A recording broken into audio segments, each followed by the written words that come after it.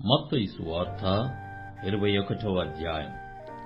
తరువాత యెరూషలేమునకు సమీపించి ఒలీవ చెట్ల కొండ దగ్గర ఉన్న బెత్ఫగేకు వచ్చినప్పుడు యేసు తన శిష్యులలో ఇద్దరిని చూచి, మీ ఎదుటనున్న గ్రామమునకు వెళ్ళుడి. వెళ్ళగానే కట్టబడి ఉన్న యొక్క గాడిదయు దానితోనున్న యొక్క గాడిద పిల్లయు మీకు కనబడును. వాటిని విప్పి నా యొద్దకు తోలుకొని రండి. ఎవడైనను మీతో ఏమైనను అనిన ఎడల అవి ప్రభువునకు కావలసి ఉన్నవని చెప్పవలెను. వెంటనే అతడు వాటిని తోలి పెట్టునని చెప్పి వారిని పంపెను. ప్రవక్త వలన చెప్పబడినది నెరవేరునట్లు ఇది జరిగెను. అదేమనగా, ఇదిగో నీ రాజు సాత్వికుడై గాడిదను భారవాహక పశువు పిల్లయైన చిన్న గాడిదను ఎక్కి నీ యొద్దకు వచ్చుచున్నాడని సియోను కుమారితో చెప్పుడి అనునది. శిష్యులు వెళ్లి యేసు తమకు ఆజ్ఞాపించిన ప్రకారము చేసి ఆ గాడిదను దాని పిల్లను తోలుకొని వచ్చి వాటి మీద తమ బట్టలు వేయగా ఆయన బట్టల మీద కూర్చుండెను. జనసమూహములోను అనేకులు తమ బట్టలు దారి పొడుగున పరచిరి. కొందరు చెట్ల కొమ్మలు నరికి దారి పొడుగున పరచిరి. జనసమూహములలో ఆయనకు ముందు వెళ్ళుచున్న వారును వెనుక వచ్చుచున్న వారును, దావీదు కుమారునికి జయము, ప్రభువు పేరిట వచ్చువాడు స్తుతింపబడునుగాక, సర్వోన్నతమైన స్థలములలో జయము అని కేకలు వేయుచుండిరి. ఆయన యెరూషలేములోనికి వచ్చినప్పుడు పట్టణమంతయు ఈయన ఎవరో అని కలవరపడెను. జనసమూహము ఈయన గలిలయలోని నజరేతు వాడగు ప్రవక్త అయిన యేసు అని చెప్పిరి.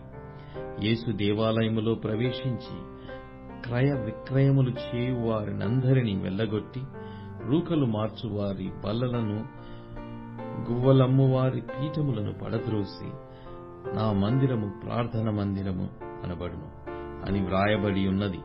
అయితే మీరు దానిని దొంగల గుహగా చేసేవారని గుడ్డివారును కుంటివారును దేవాలయములో ఆయన యొద్దకు రాగా ఆయన వారిని స్వస్థపరచెను. కాగా ప్రధాన యాజకులను శాస్త్రులను ఆయన చేసిన వింతలను, దావీదు కుమారునికి జయము అని దేవాలయములో కేకలు వేయుచున్న చిన్నపిల్లలను చూచి కోపంతో మండిపడి, వీరు చెప్పుచున్నది వినుచున్నావా అని ఆయన్ను అడిగిరి. అందుకు యేసు, వినుచున్నాను. బాలుర యొక్కయు చంటి పిల్లల యొక్కయు నోట స్తోత్రము సిద్ధింపజేసితివి అను మాట మీరెన్నడూనూ చదవలేదా అని వారితో చెప్పి వారిని విడిచి పట్టణము నుండి బయలుదేరి బేతనీయకు వెళ్లి అక్కడ బస చేశారు. ఉదయమందు పట్టణమునకు మరలా వెలుచుండగా ఆయన ఆకలిగొనెను. అప్పుడు తోవ ప్రక్కన ఉన్న ఒక అంజూరపు చెట్టును చూచి దాని యొద్దకు రాగా దాని యందు ఆకులు తప్ప మరేమీ కనబడలేదు గనక దానిని చూచి, ఇక మీదట ఎన్నటికిని నీవు కాపు కాయకుందువుగాక అని చెప్పాను. తక్షణమే ఆ అంజూరపు చెట్టు ఎండిపోయాను.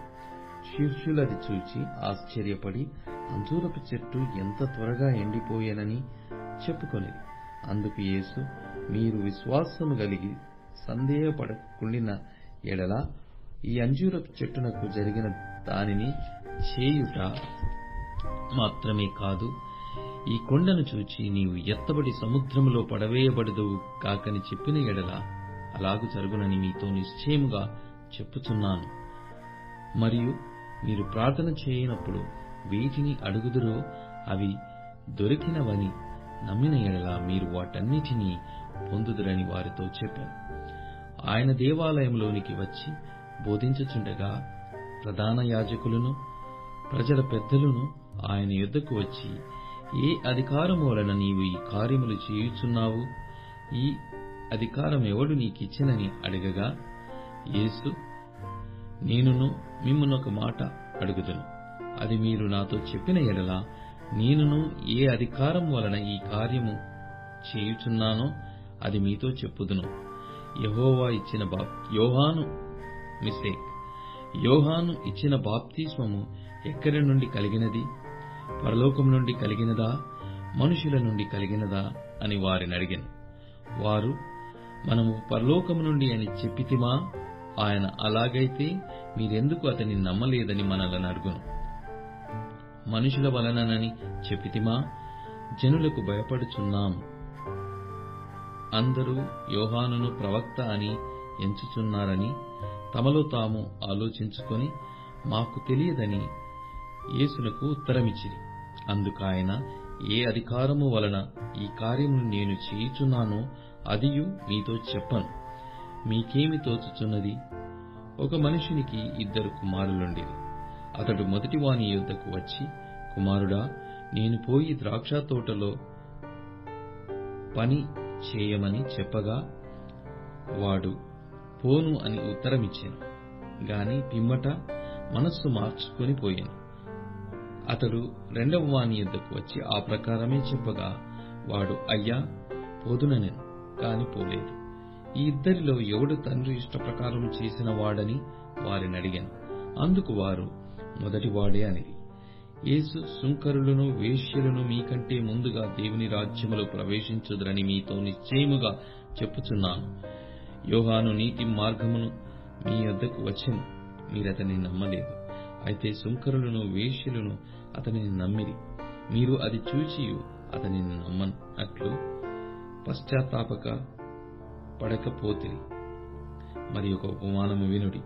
ఇంటి యజమానుడు ఒకడుండెను. అతడు ద్రాక్ష తోట నాటించి దాని చుట్టూ కంచె వేయించి అందులో ద్రాక్షల తొట్టి తొలిపించి గోపురము కట్టించి కాపులకు దాని గుత్తకిచ్చి దేశాంతరము పోయాను. పండ్ల కాలము సమీపించినప్పుడు పండ్లలో తన భాగము తీసుకుని వచ్చుటకు ఆ కాపుల యొద్దకు తన దాసుల నంపగా ఆ కాపులు అతని దాసులను పట్టుకుని యుకని కొట్టిరి, యుకని చంపిరి, మరి ఒకని మీద రాళ్లు రువ్విరి. మరలా అతడు మునుపటి కంటే ఎక్కువ మంది ఇతర దాసులను పంపగా వారు వీరిని ఆ ప్రకారమే చేసిరి. తుదకు నా కుమారుని సన్మానించెదరనుకొని తన కుమారుని వారి యొద్దకు పంపెను. ఆయనను ఆ కాపులు కుమారుని చూచి, ఇతడు వారసుడు, ఇతని చంపి ఇతని స్వాస్థ్యము తీసుకొందము రండని తమలో తాము చెప్పుకొని ఇతని పట్టుకొని ద్రాక్ష తోట వెలుపట పడవేసి చంపిరి. కాబట్టి ఆ ద్రాక్ష తోట యజమానుడు వచ్చినప్పుడు ఆ కాపులనేమి చేయుననెను. అందుకు వారు ఆ దుర్మార్గులను కఠినముగా సంహరించి వాటి వాటి కాలమందు తమకు పండ్లను చెల్లించున్నట్టు ఇతర కాపులకు ఆ ద్రాక్ష తోట గుత్తకిచ్చునని ఆయనతో చెప్పిరి. మరియు యేసు వారిని చూచి, ఇట్లు కట్టువారు నిషేధించిన రాయి మూలకు తలరాయి ఆయను. ఇది ప్రభువు వలననే కలిగెనని ఇది మన కన్నులకు ఆశ్చర్యము అను మాట మీరు లేఖనములలో ఎన్నడూనూ చదవలేదా? కాబట్టి దేవుని రాజ్యము మీ యొద్ద నుండి తొలగింపబడి దాని ఫలమిచ్చు జనులకియ్యబడునని మీతో చెప్పుచున్నాను.